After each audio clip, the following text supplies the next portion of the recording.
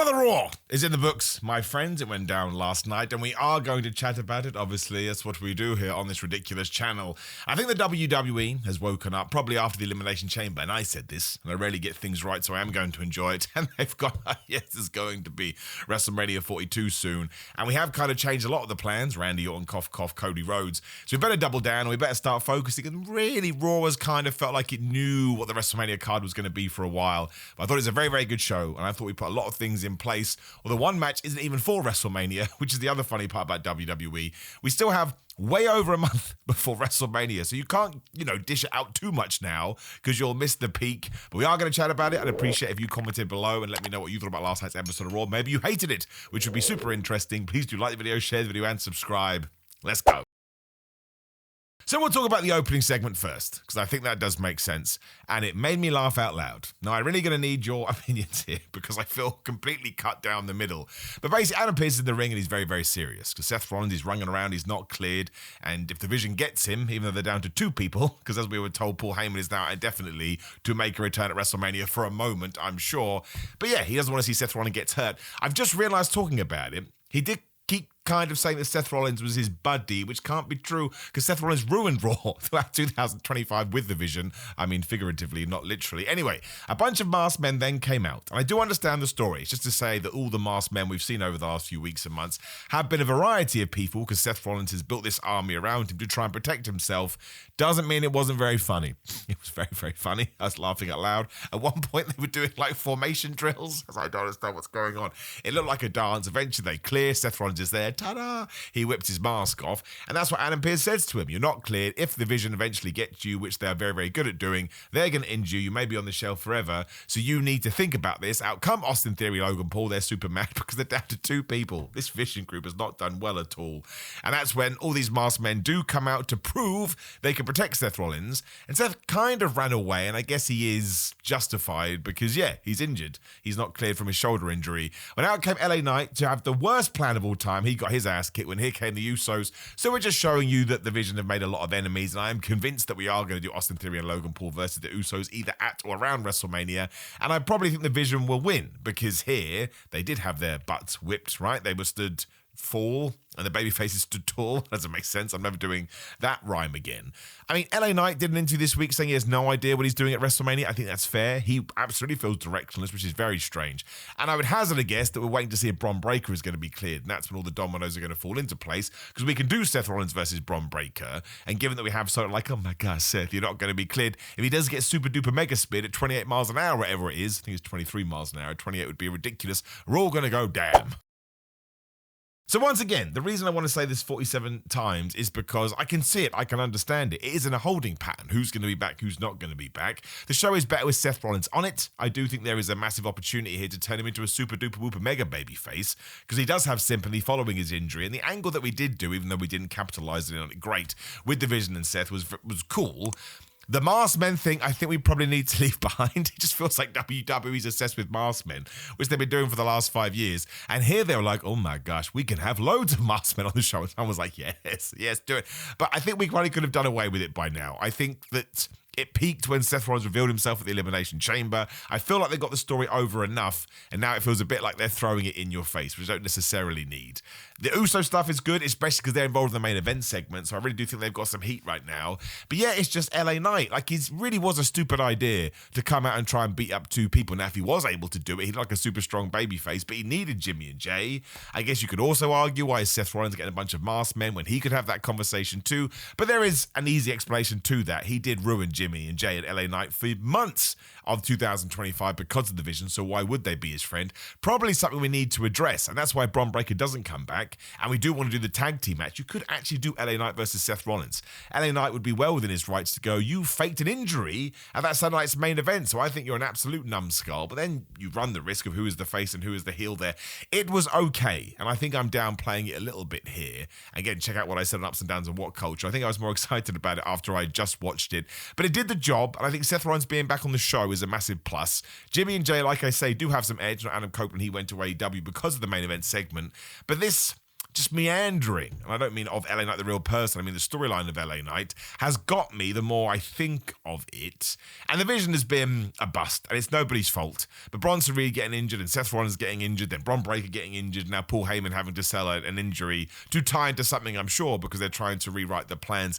It's just been a massive shame. I never really think they found the momentum they were looking for. I love the idea. I remember when Bron Breakker turned properly heel after WrestleMania in 2025, it did feel exciting, but these things happened. We talk about it 1,000 times. We'll talk about it 1,001. I would rather WWE tried an idea than just shied away from it and it totally fall on its ass. Because otherwise we're never going to get new things. And there was potential there. Then eventually Logan Paul joining and the Austin Theory thing again. But he's a faked masked man. Was he the fake masked man? Yeah, he was, right? Austin Theory revealed himself as a masked man at one point. So that now needs to be explained. Because how did he know about the masked man plan? Or did Seth Rollins then come up with his own masked man plan and we go from there? It feels a bit wishy-washy. It was a good segment. I thought Adam Pearce was very good, as he always is. And again, having Seth Rollins back on the show, I just think levels up the star power, especially going into WrestleMania. I'm just going to use the term I always use. Shout out to Natalie Imbruglia. I'm torn. It wasn't bad. I mean, maybe the dancing around the masked men was. You have to determine that for yourself. But it wasn't like, oh my gosh, this is a horrific segment. I just think when you sit down and actually sort of pull it apart and digest it,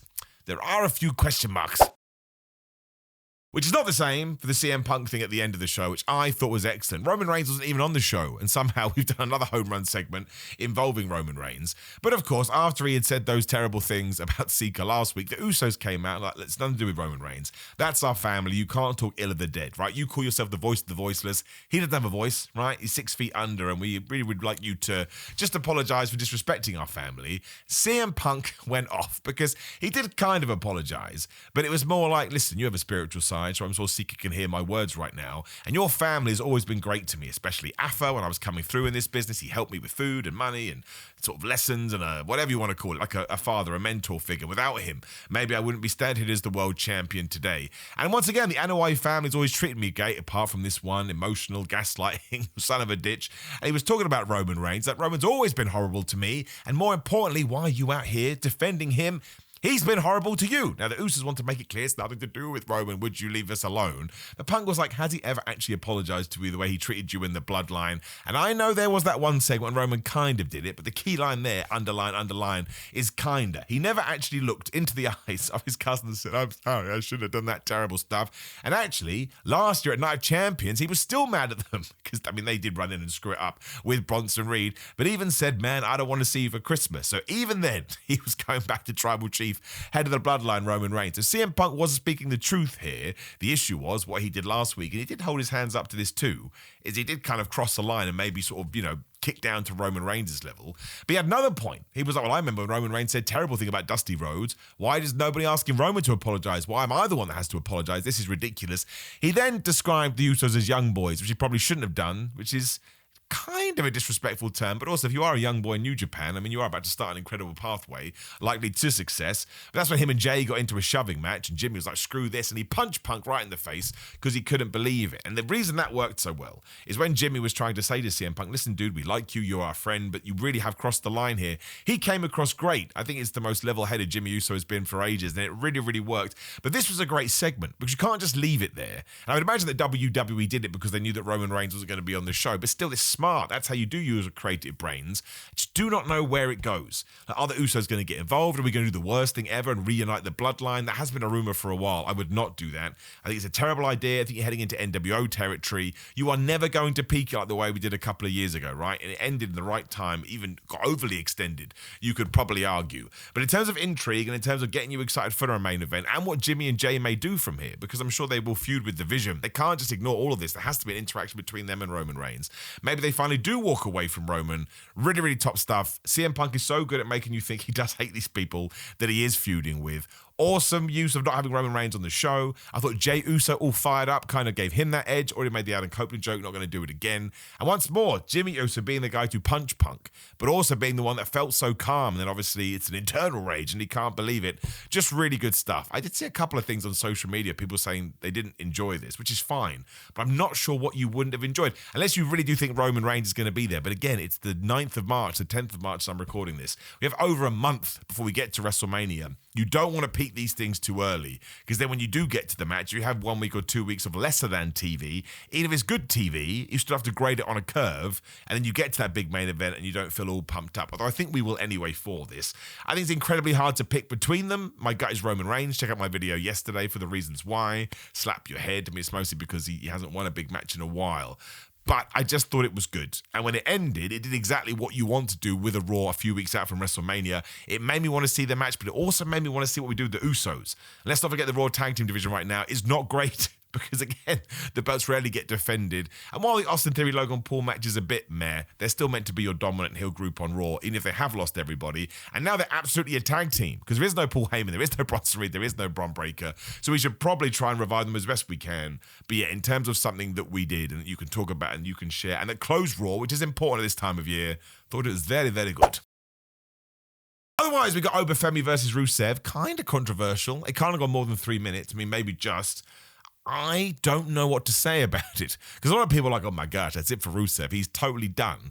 I was like, is he done? Is this, I think, exactly what I expected. I didn't think it was going to be a 10-minute match. I think it probably would have been worse as a 10-minute match. I don't mean that Obafemi and Rusev couldn't do a 10-minute match. Of course they could. They're two great professional wrestlers. But where they both are at the moment, why would you have wanted anything else? It was big man slapping man meat. The sort of first half of the match was Rusev booting Obafemi in the head. And sure, the caveat to that is Obafemi essentially no-sold it, hit the elbow in the corner, did the awesome, is a word for it, but the back suplex throw thing, which looked extra good because Rusev's a big guy, hit the bow bomb, which also looked cool, and he pinned him for the 1, 2, 3. Now, would I like there to be a plan in place for Rusev that we can really dive into? Absolutely. But quite clearly, WWE has made Obafemi their guy at the moment, and this has to be Obafemi versus Brock Lesnar. It's not Obafemi versus Brock Lesnar. What the flub are we doing? There was some discussion that maybe it could be an LA Knight, it could be a Gunther. Don't do that. Gunther doesn't need it, right? Gunther right now is a massive deal. Surprisingly, he wasn't on this show. That's interesting. That worries me a little bit. I've just thought about that now. He should absolutely be hinting at what direction he's going to go in. Oh, there is still time. We've addressed LA Knight. But if Obafemi can beat Brock Lesnar, then you take all that power that is in Brock Lesnar's Tootsie Toes and you give it to Obafemi, and that's what we should be doing. There is not much else you can do with Brock Lesnar from this point on. Obafemi could become the new Brock Lesnar in terms of the final boss. I think he should be the world champion before the end of the year. So given where Rusev is on the card at the moment, I do not think he can't be moved around in the future. I love Rusev, as you know, but I just thought it was the right thing to do, and it was fun, and it was entertaining. Again, it was two big guys just running into each other. Then one guy hit the biggest of all the moves, and he got the win. I think if it had been longer, it wouldn't have hit in the way that I would have wanted it to. Don't forget, you have to spare at least 3 minutes for Obafemi to do his walk, which is massively important, because Obafemi's walk is the best thing about him. I just think he needs to fight Brock Lesnar. And if he doesn't, Brock Lesnar wins, I will come back and I will readdress this. Someone said, oh, Simon, you just have one opinion, you never change your mind. You just don't watch, and you're just making things up. Of course that would be stupid. It would be really stupid. We wait and see. Otherwise, the best thing about the whole show was Danhausen. This is going to be the truth for a while. There were multiple things here. Firstly, he cursed El Grande Americano, and then we got Penta versus El Grande Americano 2. This didn't make any sense, and I'm sure I am being a hypocrite in some sense. When Corey Graves said, do you think it's El Grande Americano 2 because the original one got cursed? I was like, yes. Yes, it is. And Danhausen wanted a mask because he thought it was cool, so he tried to touch Chad Gable's mask, and Chad Gable didn't like it. Sold it very well, and he did get cursed. At first, he was like, that's stupid. Then he kind of had a meltdown. Then later on, this may be a Netflix advert, I don't know, but Danhausen comes out to throw T-shirts into the crowd. When he runs out, tells everybody else they need to buy them from Shophausen. And then the lights went out, and just in case you thought he had real Batman powers, when they came back on, you just saw him running down the aisleway. Somebody understands this Danhausen character. I would imagine it's Danhausen, and WWE is acquiescing to his request, meaning he should go in the Hall of Fame. It's just fun, and it's dumb. And I understand it may not be for everybody, but in terms of the comedy on WWE shows, this is the best it's been in so long because the character is so weird. I saw somebody running their mouth the other day going, oh my gosh, I can't believe we didn't explain this for the casual fans. I cannot stand the whole casual fans argument anymore. I think it is so passé to use old-fashioned terms. I don't want the Danhausen character being explained. That's not fun. It's way funnier going, why is this guy running around with his own language and painting his face? So the orange is the Joker. Sometimes you explain it, sometimes you don't. You do not need to tell me where Danhausen came from. If you all of a sudden want to put him in a serious angle, a serious feud, and make it mean something, that's fine. But at the moment, him running around just doing funny comedy stuff, which he's so damn good at, why would you do that? That to me is lame. That to me is insulting your audience. I think it's much more fun just for people to be confused by it and try and work it out in their own heads. because it's so peculiar. I just think it's funny. I just think it's great. He's interacting with the entire roster on social media as well. It's my favorite thing about it because, again, comedy in WWE is often very hit and miss. And when it missed, especially in old WWE, it was straight up terrible. This is Goofy Wrestling for Life, presented well in 2026. I'm never going to be annoyed by it. Also had a number one contender match for the IC title. I enjoyed this a lot. I'm going to get the matches wrong here, but it started off with, I've already forgotten, it was Lara Valkyria versus Io Sky. Just a very, very good match. Then it was Io Sky versus Raquel Rodriguez, but we got Liv Morgan and Stephanie Vaquer involved. They were running out to tease their WrestleMania match. Raquel then destroyed Io Sky, which allowed Ivy Now just to pin her straight away, which I also liked. Bayley then beat Ivy Now with a Bayley to belly, which tied into Bayley versus Asuka when she got Bayley to belly for the 1-2-oo. Kairi Sane screwed up. Lara Valkyria came out to whack Kairi. Bayley hits the Rose Plant 1-2-3. It's now her versus AJ Lee, and that kind of rhymes, so it must be true. The highlight here is that Bayley dove onto Asuka at the start of this, and Kairi was posing, and that's why she missed it. She had a meltdown. I said this the other day. How I didn't come up with this, I don't know. It's going to be Asuka versus Kairi Sane at WrestleMania. That's the most emotionally fueled field ever. I can't talk. That's the I can't do it. That's an emotional feud, all right? I can't put the field in the middle of it. It's way too early in the morning. I just thought, oh, this was really fun, and it was really good. And the fact that the Kairi thing was actually sort of a bit, not under the radar, but I thought it was well played. And you had the fact that Raquel Rodriguez did beat the absolute crap out of Io Sky, which allowed Ivy Nile just to pin her. And if Rhea Ripley hadn't gone to SmackDown, that wouldn't have happened. So I hope that WWE remembers that, and we can talk about it. I think Io Sky may go to SmackDown now because of that and go after the US title. So my predictions from yesterday have already been blown out the water because I'm an idiot. I thought this was well worked, and I think Bayley versus AJ Lee in many ways is a dream match. There was a time sort of 5 years ago, if you had told anybody that, especially pre-pandemic, if you had told anybody that that was going to be on the cards within a decade, they would have looked to you like you had two heads. Just thought it worked well. I thought Ivy Nile looked good when she had her power match with whoever the flub it was, but she was Bayley, right? She held Bayley up for a suplex for around about 47 years. Some people say that is still happening. Raquel obviously was protected because it was because of outside shenanigans, and she still looked like a monster. So yeah, I thought it was good. I thought it was well done. It's a fun match to have before WrestleMania. I still think Becky Lynch will then come back and we'll do AJ Lee versus Becky Lynch in a stipulation. No real notes, to be honest with you. I think there is going to be some controversy between Bayley and Lyra Valkyria, but otherwise, well done, well worked. Goes to show right now the women's division's in a pretty good place. Speaking of Liv Morgan as well, Stephanie Vaquer cut this very good recorded promo, and that sent the entire Judgment Day to the ring because they were so damn mad about Finn Balor, who had also vanished. There was also a bit of a wink, wink, nudge, nudge between Liv and Raquel, so I think that's going to implode soon too. The end of the Judgment Day is nigh. Because here eventually Dominic says, you know what, I've been thinking about it, Dom, and after last week you were horrible to me. Your father was right. Dominic can't have that. They all had a big old schmoz, and Finn Balor did that awesome thing when he's got his back to Dominic and gives him the Pele kick. I will have that spot until the cows come home. And just when he is going to finish off Dom, JD McDonough takes out Finn Balor. The Judgment Day whip his ass. Turns out they're all against Finn Balor, and they give him the old splash of the frogs on a chair, and that's it. Finn Balor is at the Judgment Day, and I would imagine come WrestleMania or just afterwards, the whole group will be disbanded, and it is time. You can argue this moment or this angle, this segment has been held off a little bit too long, but it's executed great. And the one thing about keeping a group together for as long as WWE did, the fans were so into this, right? When JD did that, like, oh my gosh, JD attacked Finn Balor. So it goes to show it's all worked.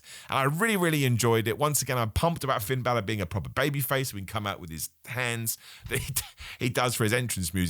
There's not really a lot to say about it. I think it is going to be Dom versus Finn. I still think there's a way you could work the IC title into that. Maybe you do a four-way and you bring in Penta and JD McDonough as well. Once again, maybe you keep JD McDonough and Dominic together. But I think, Raquel and Liv are obviously going to fall out, and then that's the end. And I think we should do that now. The Judgment Day has been a net positive for everybody that has been in it, but it's just reached the end of its natural shelf life. But I thought this was really, really good. Like, I really, really enjoyed it, and it was a bravo all around. And once again, there's not really much else to say about it. They just got it done. They probably did it at the right time, because now we do have 5 weeks to book it for WrestleMania. Finn Balor should win, and then this should be Finn Balor's year. Even if it's at an Intercontinental title level, just push the guy. It's so damn good. Once again, it's had a connection with the fans. I don't see how you can get mad at it. There were a few other things that did go down, such as Javon Evans and Kofi Kingston having a chat, and Kofi kind of wants to mentor Javon. I think that would just lead to a feud.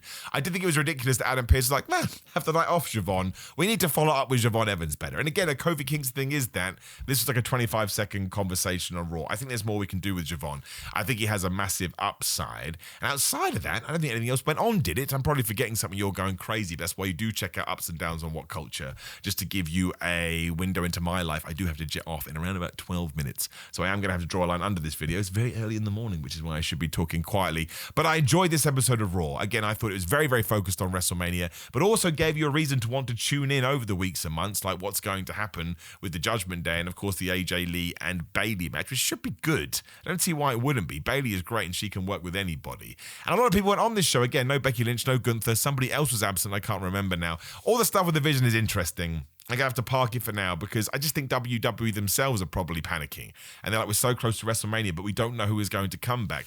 It seems absurd that Bron Breakker would be able to do that after hernia surgery, but wrestlers have come back. I mean, the way that the speed that Seth Rollins came back from a torn rotator cuff and surgery too is absolutely nuts. But in terms of getting me revved up for WrestleMania, is a couple of thumbs. At the moment, WWE needs that. Because after the Cody Randy stuff, good grief, is there a lot of smoke.